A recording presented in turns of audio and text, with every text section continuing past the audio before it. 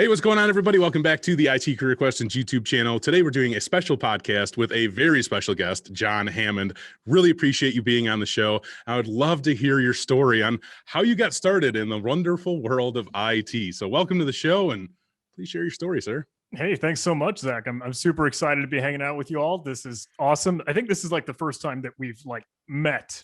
It is. It's awesome. I've seen you across the internet airwaves, and we know of each other, but this is super cool for us to be hanging out finally. So yeah, for sure. No, I've been like that. I told you before we started, like I've been watching you for a while. I keep an eye on the things that you're doing, and you're out there just killing it. And I want to make sure that people hear this, because it's something that I genuinely feel about when I look at your content, is that you are very genuine. You're a very genuine person. And I think it comes across that way, that you're authentic, which is very much needed in this space, in this world of helping people, right? Like you come across as this person who's very genuinely wants to help people. And you do a fantastic job of putting out content that really does affect people and it changes their lives. So I want to thank you for doing what you're doing, because you're doing a fantastic job of it. So thank you for that, and please continue to do that for sure. And it's totally an honor on my end to be sitting here talking with you, because you're amazing at what you do. So thank you for this opportunity from my end. Well, hey, that is super flattering. It's mutual fanboying. So Ooh, I love it. That's the best kind. That's always the best kind. So what initially got you like interested in IT? Like, where did that come from? Like, let's take it back to the beginning of time if we have to, like where'd you start? Yeah. So I guess I kind of grew up like, I don't know, just about every kid that says, hey, I want to get older and I want to make video games, or I want to be a hacker or whatever. So I kind of Googled around. I would look out on the internet and try to see, how does one actually do that? How does one make video games, or how does one be a hacker? I guess I got lucky, or I stumbled upon like Eric S. Raymond or one of the other guys that was kind of in the big GNU Linux kind of, I don't know, the starting ground. And he had this post, he had this article that's like, how to become a hacker. It's like, all right, well, you don't really get any better than that. So I read through it, and he said like, hey, if you want to learn how to do this stuff, you need to learn how to program, you need to learn how to code. And he had recommended Python. So even like, I guess kind of as a kid growing up, I started to see what I could do to learn Python, to learn a little bit of software development, even just if it's a scripting language, to get my feet wet. And through that time, I was kind of more of the creative building, developing, creating software mindset. It wasn't until I kind of got into college or school that it kind of shifted into more cybersecurity and more not just breaking things, but making things, or other way around, not just making things, but breaking things. I kind of went through a school that, at least through high school and getting into undergraduate, that didn't have anything related to cybersecurity or computer science or programming.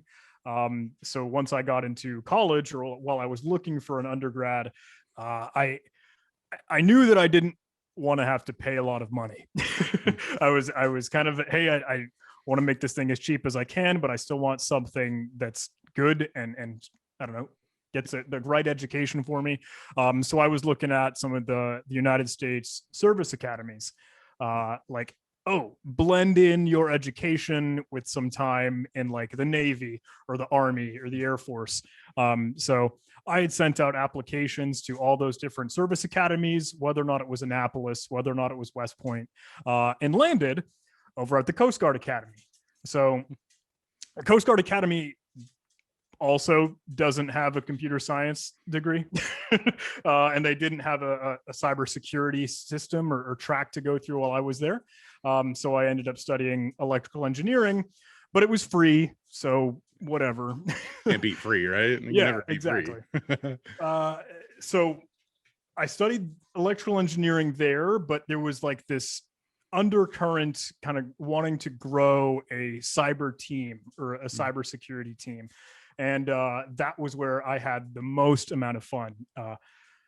We first kind of got started while I was a freshman, joining in a competition, like a capture the flag game, and a capture the flag competition, an event that opened the floodgates for me.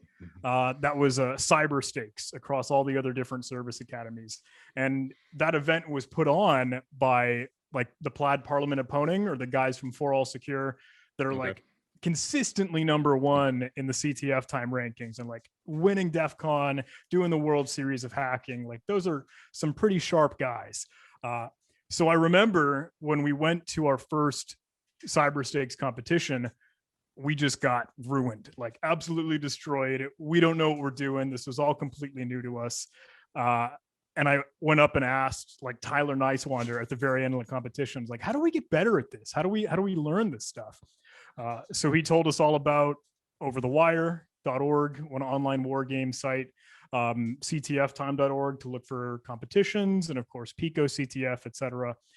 And that, I guess, is really what got the ball rolling. I wanted to learn this thing. I wanted to get better at it. And being at a service academy, you kind of have to, you have a dedicated like sports time every single day. And somehow we we pulled the wool over someone's eyes, and they got us to believe that cybersecurity, the cyber team, can be a sport. So we would have like from 4 p.m. to 6 p.m. every day to practice as part of the cyber team and participate in capture the flag and go through war games and learn more and more and more. That's awesome. Yeah, it was That's fantastic cool. because we had like embedded time to learn and get better. And I loved it more and more, and it would like absorb the rest of my education. I would like not really care in class because like, hey, I want to go back to tinker on my Yeah. keyboard. And then I would stay up late just about every day that I could to keep learning and keep practicing. I don't mean to cut you off. Yeah. That looks like you got something going on with your computer there. So I'll kind of talk while you're looking at that. But it's interesting to just to hear, because I've heard, you know, similar stories about how like you were interested in like this development side of things, and you're like, all right, you know, like I'm starting out, like that's what I'm gonna do. Like you wanted to like develop games or whatever. Like I was that same way with websites. Like that's how I got started developing websites. I was like, I'm going to be creative and do this. And then everything changes. Like, as you start like getting more and more into this field and start learning more and more, you start to find these different like subset areas of the field that you maybe didn't even know existed. And you're like, wow, that's really cool. Now I'm really interested in it. And then you find yourself like just being consumed by that. You're staying up till, 3 o'clock in the morning. Like, I got to finish the CTF. Like, I got to figure out, like, I totally understand that feeling. And that's a feeling I think I want people to understand and just pay attention to. Like, it's not going to happen right away Yeah. sometimes, but over time, like, as you're getting into this field, you get so many different things like thrown your way. You start to learn all these different and new technologies, and you start to learn like these different areas that you're interested in.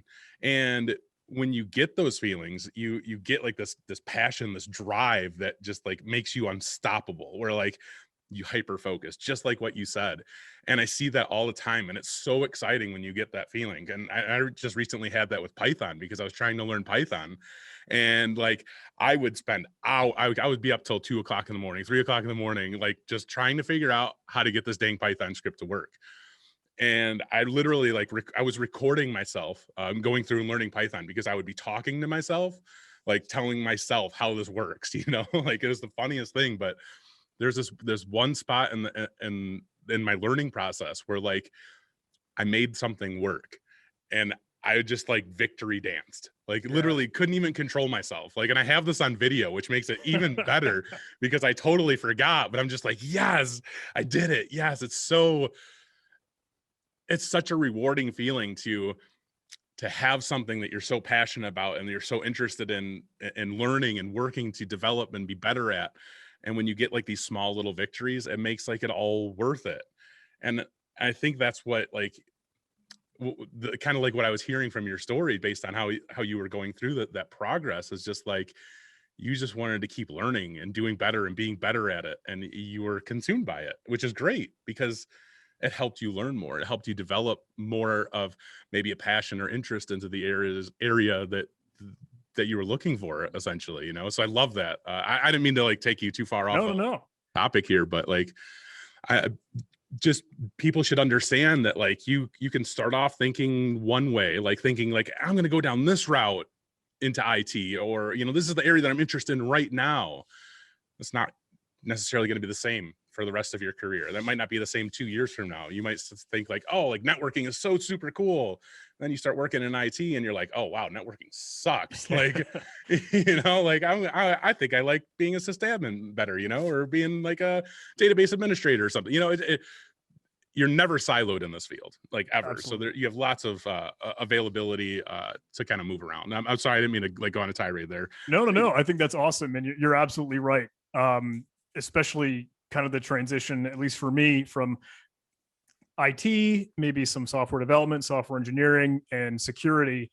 You can fall down so many different holes and just find something else that you love, whether it's cryptography or web applications and the security and behind building websites, or the infrastructure to maintain that and scale that across. Here's a global platform, here's the internet, what sort of stuff is going to run in the cloud if you're a cloud engineer, that sort of thing. There is a plethora of stuff that anyone can be interested in. Yeah, that's and another thing, sorry, because you just like keep hitting on like these just everything you're saying. It's like, oh man, like people need to know this. But like you say, there's a plethora to learn. There is definitely just an absurd amount of technologies to try to learn in IT. As an IT professional, do you need to be an expert in all of these things? Ooh, super good question. In my opinion, no. I have folks ask every now and again, like, hey, do I need to know how to program to be a hacker? And whatever inverse, you could replace those with XYZ. I have always kind of been of the mindset, like, do your best to be a little jack of all trades. And maybe that's overwhelming. And I realize, because it's a fire hose of stuff coming at you, it can be. But I think it's great to know a little about a lot rather than a lot about a little. And I've always tried to kind of struggled with the best way to put that, because people say like, oh, I have knowledge a mile wide but an inch deep or whatever. And I don't know, I think that just makes you a little bit more special in a weird way, because you think of specialization where you focus on one specific thing, but no, if you can do a little bit of everything and you're still surrounding yourself with other incredibly intelligent people, and they might have exposed themselves to a little bit more, they're maybe a little bit more familiar or acquainted with different technology, dude, it's a powerhouse. For sure. And I have kind of always been of that mindset, and there are some things that you'll naturally lean a little bit more into, but you still have a foundation in a lot of different other realms.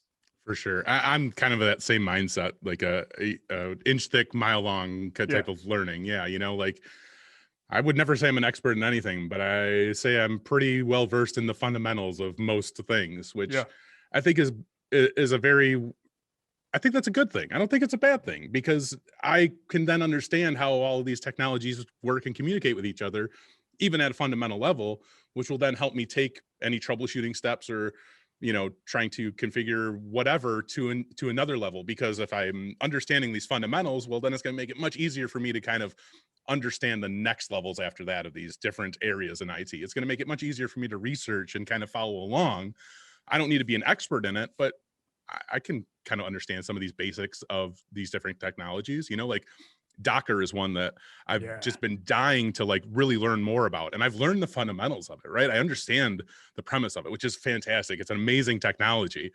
That's like one of those things where I want to dive deep into. I want to learn more about, but just even knowing and understanding kind of the fundamentals of how that technology works, it allows me to kind of speak about it, to understand what people are talking about with it and how that can be utilized in different environments.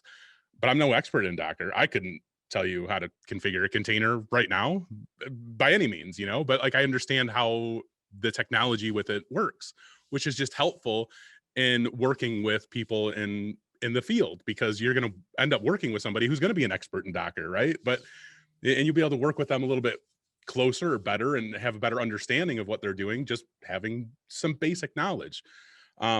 The point of I guess what I was getting at though, is like, you don't need to be an expert in anything. Like you don't need to know everything. Nobody knows everything in IT. It's impossible. There's so many different technologies and things to learn. You'll never know everything, and that's okay. So don't ever think that you need to know it all. And I think you did a good job of kind of relaying that same type of message as well. So thank you for that. And we totally got just like steered away from where we started. If you don't mind going back, you were doing the CTFs in school and all that. And I guess what happened after that? Like what Yeah. happened after that progress and how your career progressed? So I guess there's a weird kind of sidetrack thing. While I'm going through school, while I'm kind of in the middle of my undergrad, I had known that, look, the way that I learned was through online tutorials, like research on the internet, whether or not it was YouTube videos. My dogs are going crazy. I don't know if you can hear that off on the side. Sorry. No, no, you're good, man. Cool, cool. And I thought, like, look, if I'm going to learn through YouTube videos, then I want to try and kind of do the same thing. Like the best way for you to learn, right, is to try and teach it yourself. So there are videos of mine that date back to like 2009. 2010, where I'm trying to showcase, okay, some tutorials, and then eventually it gets into like capture the flag write-ups. Now it's taking a turn for malware analysis and some interesting stuff that's kind of more pertinent to my current day job. But that was always kind of running alongside through my undergrad. And with that came a decent ability to communicate and to talk about the tech. So that was super duper handy, especially when you kind of have that military flair, because you have to do briefings and you have to do presentations and all this. That came in handy, and it helped me kind of grow into some leadership position sort of thing, where I was not only learning all on my own, but trying to help grow and foster and train and teach the other people on my team or some other Coast Guard personnel. I think I like even taught a class within the academy, which was kind of cool and kind of fun. But it helped set me up. It helped me grow because I was able to do that. And I get to a point eventually where I'm building tools, I'm helping teach people, I'm helping train people, I'm learning more and more. And when it comes time for my undergraduate progress to come to a close, I don't end up graduating. I like a week before graduation, I kind of get kicked out for a whole nother can of worms. And I mentioned that, if anything, just to drive home the point, like, I don't have a degree, and you don't have to have a degree. In my opinion, if you kind of want to do the cybersecurity, the IT world in this whole realm, it's a matter of your competence. It's a matter of your merit. It's a matter of showcasing what you can do, in my opinion. And I think that will really drive home, because when I left the weird state of purgatory, leaving that undergraduate kind of military flair, I was looking for a job. And the first role that I got into to kind of get into my career was a instructor position. It was a teaching role with the Department of Defense and their cyber training academy. So because of everything that I kind of showcased on YouTube, because of my time being able to help and teach and train those other folks, that got me in the door to still be teaching civilian and military members on like cyber threat emulation, using Python and PowerShell to act as the adversary, to be the ethical hacker. And as much when people ask me like, hey, would you do it all over again? Would you do it differently? I really struggle with that question, because part of me is bitter and was like, no, I didn't need my undergrad. I don't need that crap. But another part of me is like, well, hey, that's what kind of got me enough of where I am. So having education, not strictly a degree, not the piece of paper, not the stamp or the receipt that says, hey, you suffered for 4 years, but having something that validates and can showcase what you've done in your work and your practice, that's a ticket. So that's interesting, man. Like this, you just keep like feeding my brain like all these like questions that I want to ask you, and I apologize, but you saw an impact from you putting out videos on YouTube. Like that was an advantage for you. And you maybe didn't know it at the time, probably. I would guess, like, you maybe probably didn't see like that this could really help you and be an advantage towards you. Not at all. It was just so funny. Like, but if you see now, like, okay, so you have experienced this with having publicly available content, showcasing what you can do has helped you. I've experienced this. Network Chuck has experienced that. Heath Adams. Um, God, I don't. I'm sure the list could probably go on, but Oh yeah. you know, okay, obviously, like, you know, people are like, okay, but you guys are like bigger and blah blah blah blah blah blah blah. But you know, that doesn't honestly matter. The point, really, the fact is that you kind of you're putting yourself out there and making yourself available and showcasing what you can do, which is really going to set you apart from everybody else that's out there. And partly why I bring this up is because I had put out a video a few months ago where I was like, no, well, even back to October, I was like, hey, please hire me. Like, I need to be working in a job. I need to be working with people again. Like, um, and that video helped tremendously. Like, it landed me the job that I'm at now. And I followed that up probably like 2 months later and was like, look, like, I put out this video where I put myself out there and said, hey, I need this job. Here's the skills that I have. Here's what I could do. You guys need to try this. And one person tried it, and he put out this video where he like basically walked through his home lab. He was like, this is what I'm doing in my home lab. Like, these are the things that I'm learning. I'm looking for a job. I'm looking to break into the field. Like, you know, that's it. Like, that it was a great video, right? Followed up a week later, hey, I got a job from this video. Like, that is the kind of That's stuff awesome. that, like, yeah, it's like, So who, awesome. yeah, who would, like, you never would have thought this like even a couple of years ago, but really, like, people are watching, people are paying attention. And if you can put yourself out there like that, you know, we're not saying that you need to go out and create videos, right? You don't need to put your face on the video. Like, you could just do like a voiceover or something, or a blog, you know, like documenting your processes and steps and things that you're doing, and making this publicly available and sharing it so people can see it, can greatly help your chances of breaking into this field or furthering your career in this field. Because really, what employers are looking for more than anything, and I know you can probably attest to this, is that everybody wants experience. What better way to show that you have experience by actually showing that you Yeah. could do things through a video or through a blog? Like, people see this, you get noticed, and clearly it helps people get jobs. Um, it's like so phenomenal and so weird, like, to think about that working nowadays. Excuse me, but that's like the way that we've evolved, I guess, as a society. But the point is, like, I really wish more people would do this and take the time to do things like this, because it really will help make a huge impact on their careers. And I don't think they see the value in it right away, because they think that they're going to need like 100,000 subscribers to get anybody to notice them, or, you know, they have to have like thousands of dollars of recording equipment to like do this stuff. But you really don't. It's more about showcasing what you can do, and it's not about the quality of what you're doing. It's really the quality of the content that you are kind of teaching, right? If that makes sense. So anyway, I just want to encourage more people to kind of go out there and do it, because No. I love hearing the stories like that. Sorry. Yeah, I like 1,000% agree. And this is a thing that I think I talk about a lot, and I try to encapsulate it in like this, hey, show your work thing. Like, yeah, if you are going to be trying, if you are going to be studying, if you are going to be looking and Hack the Box or try Hack Me or whatever other thing you happen to do to kind of practice and make yourself stronger and sharper, put that out in the video and put that out in a website or a blog, etc.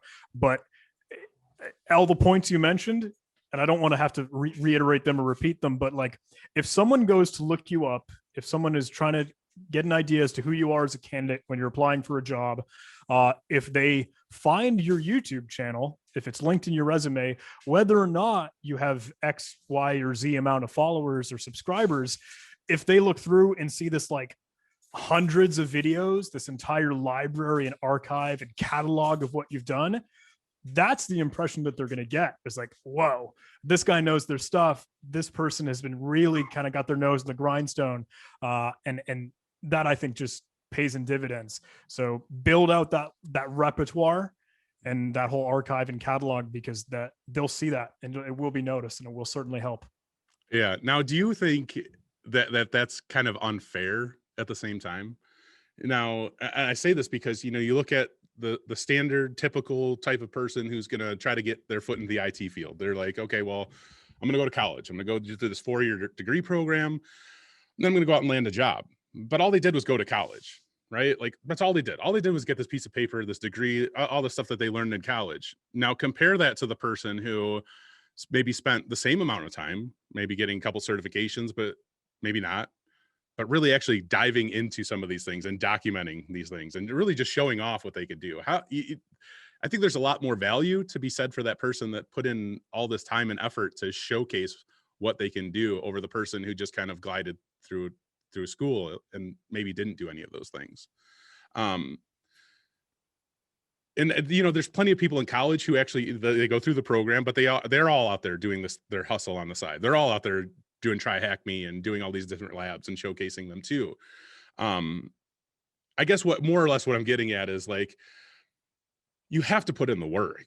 Like it's not just going to come to you, and just getting like a college degree nowadays, like it's just not enough. Just getting a certification nowadays, like it's not enough.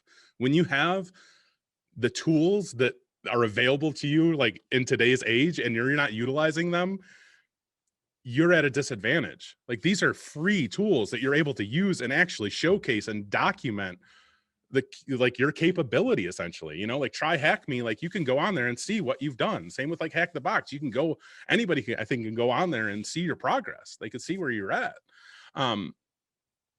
That sets you apart from somebody who's not doing that, right? Like that literally is night and day from somebody who just thinks they're going to go get a degree or certification and the rest is history from there. That's not how the IT industry works anymore. The IT industry has evolved so much into this field of just, experience. Like that's the thing. Like that's what everybody wants to see.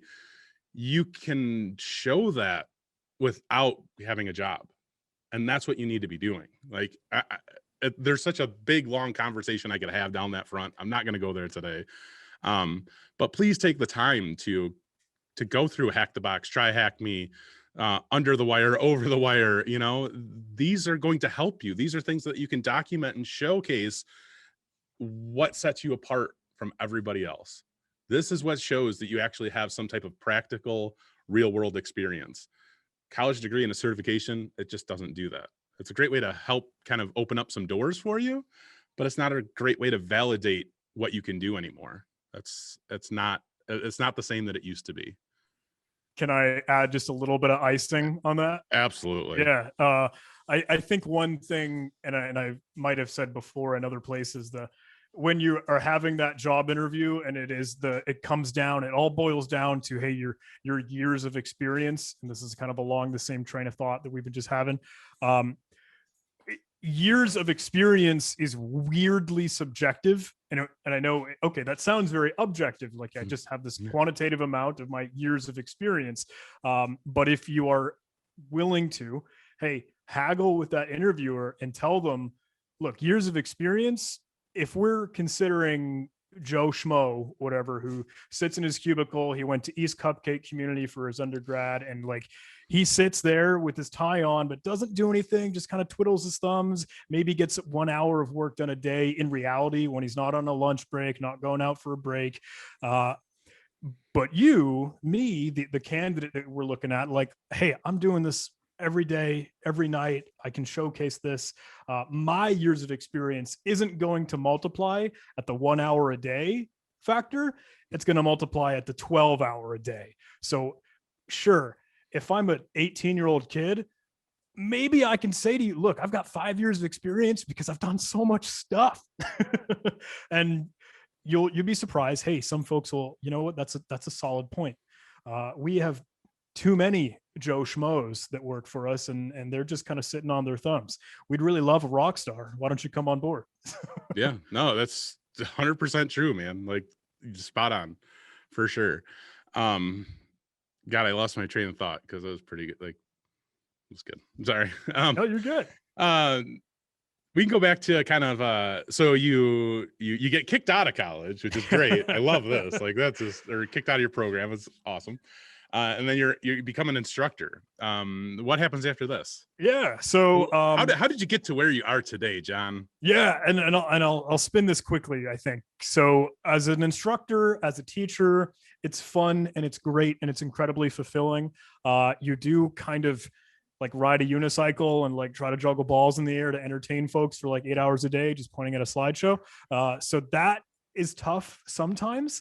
And I thought like, hey, I'd love to be teaching this, but I also still want to be an operator. I want to be in the fight. I want to be on the keyboard and doing it for real.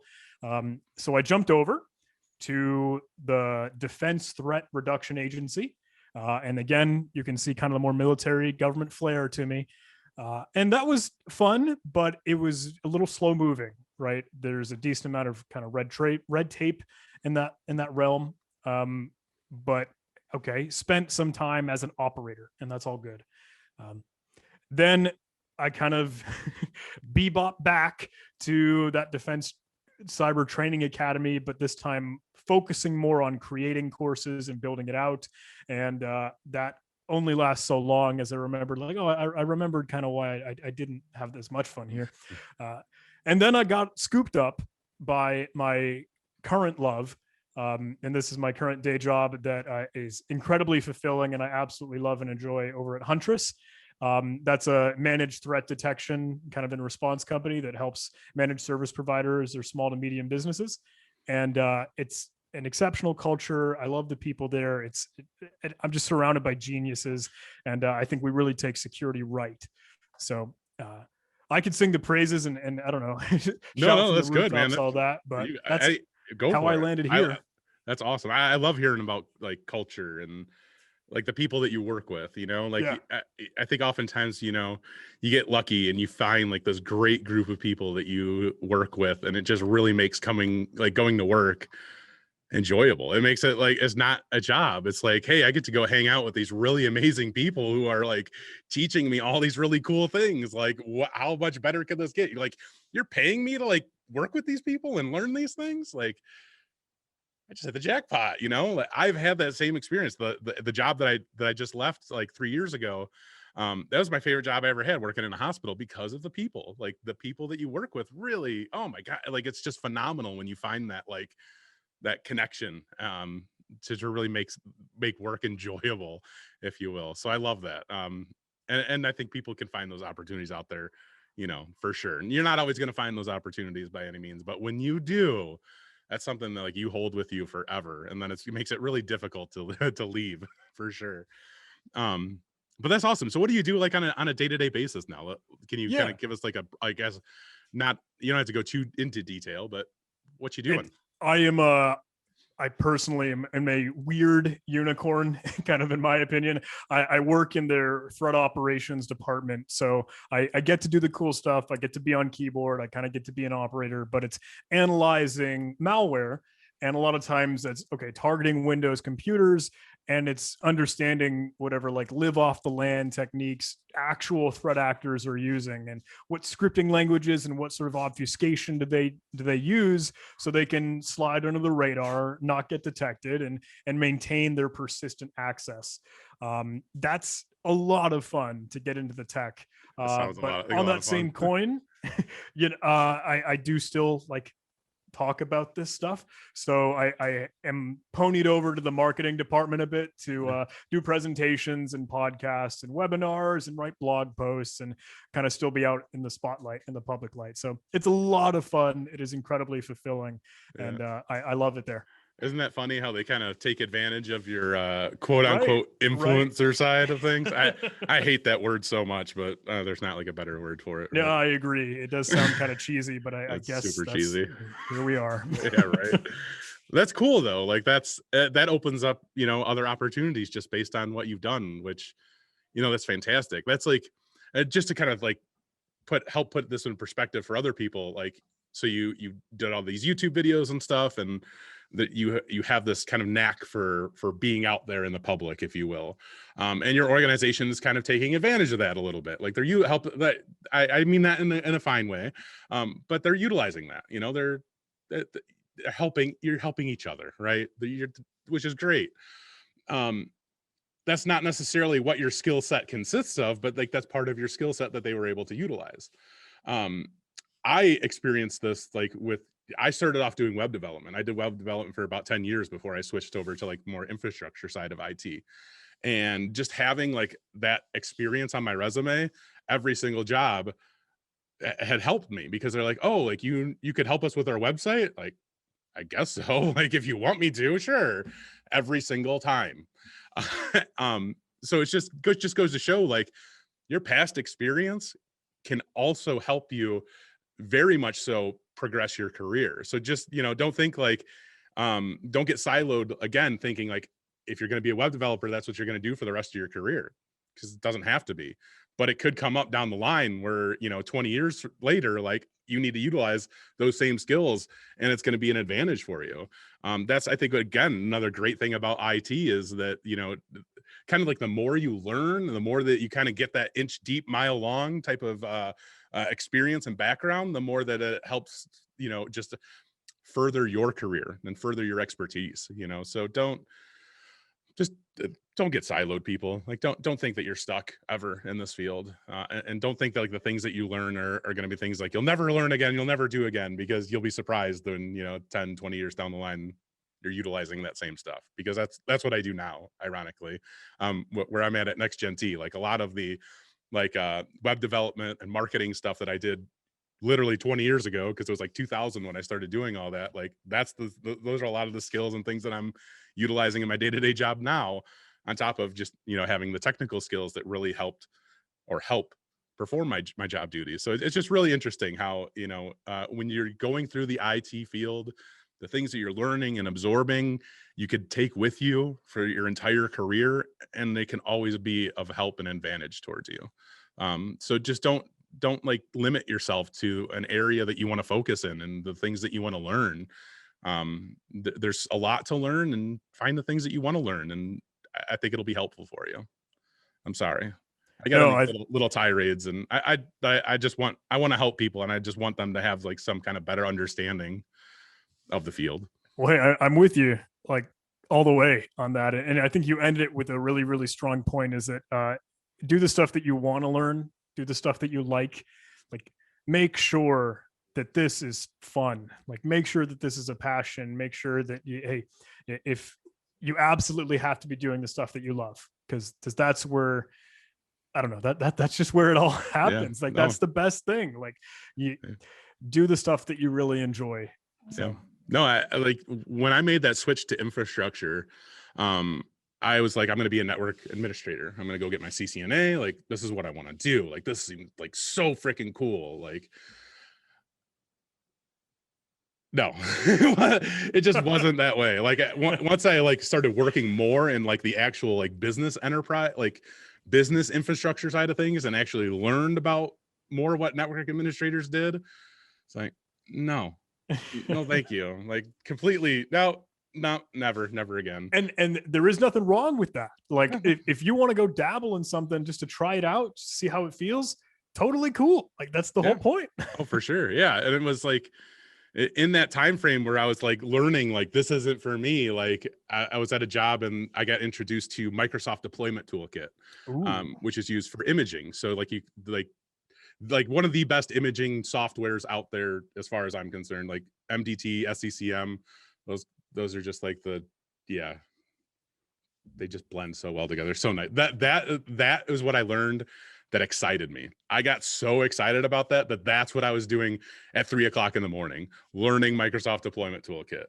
That's something I'm still extremely passionate about, because I think the way that software operates and the capability that you have with that is just like, it's exciting for me. I'm not going to go go too much into that, but like that just like shows you like, hey, I didn't even know what MDT was before I stepped into that workforce. I thought I wanted to be a network administrator, and that immediately changed where I was like, oh, maybe system administration sounds much better, and it did, and that's what I ultimately what I went for, because I found that the tools and the things that I was learning on that side of things were much more exciting, and that's okay. The things that I'd learned along the way for networking, like those fundamentals, like that I talked about earlier, learning just these fundamentals of networking have greatly helped me in my career as well. And that's just a fundamental knowledge. And like you said, you don't have to be an expert in networking; just have that fundamental, which can greatly help you. Sorry, I, I get going, I get excited. All good. I can't stop myself sometimes. I love it. No, it's great. I just, I want people to see the excitement that I have, for it. And I don't want people to just get discouraged about some of the things that they face trying to, break into this field, or, with my channel, it's obviously a lot much different than what you're doing. I get to hear from all these people who are just trying to get into the field and make this, trying to figure out what steps that they need to take to become successful. And I hear stories all the time about people who just get discouraged and they think that they need to know everything, or they think that they're going to be in the help desk forever. And I think it's really important just to share, from different perspectives and hear stories from people who've gone through these different paths and journeys, and they can relate to then help them become more successful. Because here's you who got kicked out of college or whatever, like, you're successful, right? Like, that's important. That's really important for people to see. But I'm also a big advocate of telling everybody, like, no, you don't need to go to college. If you want to go to college, sure, go for it, but you don't need it. That's not a requirement. Yeah, I always say, like, look, it's an option. So it can help open up doors, for sure. And some doors you'll just simply be turned down because you don't have that degree. But I think as the industry has been shifting and we've seen more and more organizations have said, we don't care if you have a college degree anymore. Like, show us the skills, because that's what we need. We need skilled workers, which is ever so true, especially in cybersecurity. So let's switch a little bit, because people are probably wondering, all right, when is John going to tell us how I can get into cybersecurity? This is that time. What advice do you have for people who are trying to break in? Ooh, okay. So truthfully, the way that I learned was, as I said before, kind of through Capture the Flag. That might not be for everyone. That has been the way for me, because I like to be in it. I like to be tinkering on the keyboard. I like to be playing and having it very tangible. It does mean you're going to bang your head against the wall a lot. No one ever talks about how much fail is in this sort of thing. If you're trying to solve a problem and it's taken you a day, if it's taken you hours, there's nothing wrong with that. But take notes, like literally write down everything that you do, because you're going to see it again. And I recommend to people, look, practice, play, and expose yourself to as many different things as you can to, stay with it, and foster that lifelong learning, especially. So. Yeah, definitely. So no, that's all great advice. I guess for people who, like, nowadays in 2021, you want to break into IT, like, let's take it back. Like, let's take your, like, security cap up for a second, right? Like, somebody just wants to get into IT. Where are they going to start? Like, what's, as far as you see it nowadays, like, what would be a great way to kind of just get their feet wet outside of, like, the practical CTFs and stuff like that? I know, I'm throwing the hard ones at you. I was gonna say that's a little tough, because like that's just my go-to answer. I know, but it's a great answer. I don't want people to think that's like that. 100% agree with you on the CTFs, because that's hands-on, and you can't beat the hands-on stuff. Period. Like, that's going to give you the most experience and knowledge outside of everything else. If you feel like you learn in a different way, if you feel like, hey, I'd like to read, I just kind of want to absorb some text, and that helps. There's so much. Like, you could literally go to your library. I mean, if you wanted to. Maybe it's harder these days, but there's so much on Google and online and on Amazon.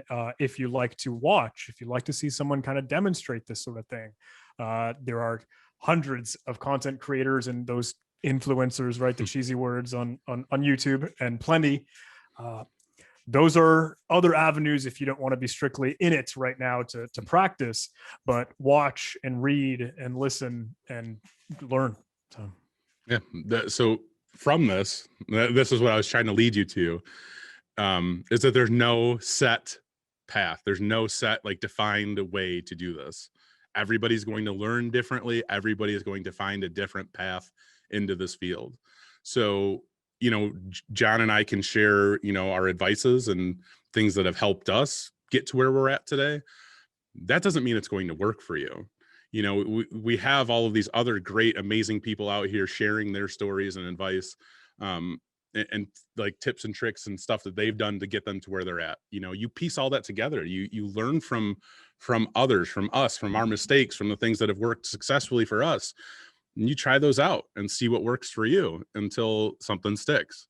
The more you kind of do that, the more that you're going to find what works and what doesn't. And that's a key indicator for you to, like, keep going further down that route that's really resonating with you. So don't think like you absolutely have to dive into like capture the flags 100% of your time. You don't, but you should. But you don't, but you still should. But yeah, that's kind of where I was going with that. Yeah. So, If I could, I guess, wrap it a little bit to whatever I can do to make it pithy. Like, this is not linear. You'll bebop around, go for the stuff that's fun and that you enjoy. But eventually you'll kind of realize where gaps in your knowledge are, and you can fill those in more and more as you keep doing this. But when I say it's not linear, that it's absolutely I think the best way that I can say it is like you will kind of jump around, but there's nothing wrong with that, and experiment and play. I think that's like the IT journey, really, like, is jumping around. Like, I feel like every single person I've interviewed has done this. Like, that's why I always like, you're not siloed, guys and girls. Like, like, especially if you start looking at like the different job titles and stuff in IT, and it's just endless. There's an endless amount of different jobs within this field. Like, you'll never get stagnant. You'll never get bored. You'll always find something that's like, ooh, piece of candy. I want to learn that. Yeah, I like that. You know, it's constant. Oh yeah. That's, you know, I think that's one of the most exciting things about this field, that there's never a dull moment. There's never a time where there's not something to learn. And if there is that time, then you're doing it wrong. Like, always be learning, always be trying to pick up on something, for sure. Yeah, Absolutely. cool. I don't know, that's like, I think that's really all I kind of had. We just jammed, man. I would love to do this live with you sometime. Oh, absolutely. Yeah. I think that would be killer. I think that was a great way to end it, you know, leaving us off on a high note. But look, this has been an absolute treat. This has been a blast. It's been fantastic to meet you, Zach. You too, sir. And if anything, like, anyone that's listening in, don't hesitate to reach out. Like, don't be a stranger. How do they find you? How do people find you? You can cyber stalk me pretty easily. My cheesy YouTube channel, John Hammond. Cheesy YouTube channel. You can track me down on Twitter. You can track me down on LinkedIn. I'm happy to chat. I have a whatever Discord server like every other influencer has. So you can totally, don't be a stranger. Let's be friends. I'm happy to chat anytime. That's awesome, brother. I appreciate that. Thank you so much for being here, taking the time to talk with us and share your stories and advice, man. It was fantastic. And let's see about getting you scheduled for a live stream so people can come on and harass you live. Heck yeah, absolutely. Cool. Thank you, man. Take care, everybody. Thanks. Cool. That was awesome.